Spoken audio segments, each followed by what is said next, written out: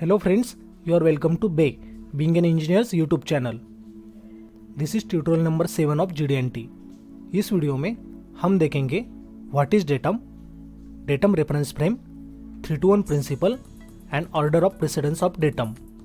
तो चलो दोस्तों शुरू करते हैं। First point is what is datums. ये डेटम क्या होता है। मान लीजिए कि हमें एक ब्लॉक काटना है कुछ इस तरह से। अब यहाँ पे इसकी थिकनेस है 10 mm। तो जब हम ये ब्लॉक बनाएंगे तो इसका कुछ रॉ मटेरियल होगा जिसको हम प्रोसेस करेंगे तो अपना फाइनल फिनिश प्रोडक्ट बन जाएगा।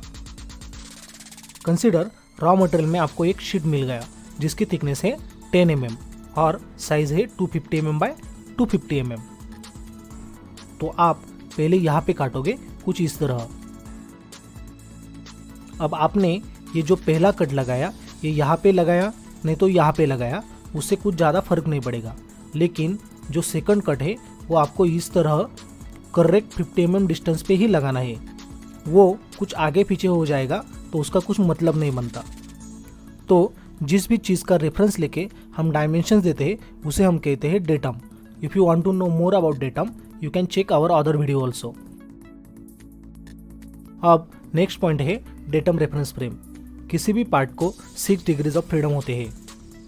अगर ये ब्लॉक ऐसा स्पेस में है और ये 3 एक्सेस है एक्स वाई और जेड, तो यहाँ पे इस ब्लॉक को 3 लीनियर मोशंस होती है along X Y and Z and 3 rotary motions होती है along X Y and Z. अगर आपको पार्ट का इंस्पेक्शन प्रॉपरली और करेक्टली करना है तो आपको इस पार्ट की all degrees of freedom restrict करके पार्ट को फुल्ली कंस्ट्रेंट करना पड़ता है। तो उसके लिए हम यूज़ करते हैं डेटम रेफरेंस फ्रेम। अब हम देखेंगे हम इन डिग्रीज ऑफ फ्रीडम को किस तरह लॉक कर सकते हैं। अगर हमने इस ब्लॉक को इस तरह एक प्लेन सरफेस पे रेस्ट कर दिया तो क्या होगा, ये जेड डायरेक्शन में मूव नहीं हो पाएगा और एक्स एंड वाई डायरेक्शन में रोटेट नहीं हो पाएगा। तो हमने 3 डिग्रीज ऑफ फ्रीडम लॉक कर दिए तो बचे 3 degrees of freedom. Now again हमने और एक सरफेस तैयार किया इस साइड से और इस ब्लॉक को इस तरह उस पर रेस्ट कर दिया। तो अब ये एक डायरेक्शन में मूव नहीं हो पाएगा और जेड के अलोंग रोटेट भी नहीं हो सकता। अब बची सिर्फ 1 degree of freedom which is this block can slide along Y direction. अब हम और एक फेस यहाँ पे कंस्ट्रक्ट करेंगे और इसको भी लॉक कर देंगे। Now we have locked all 6 degrees of freedom.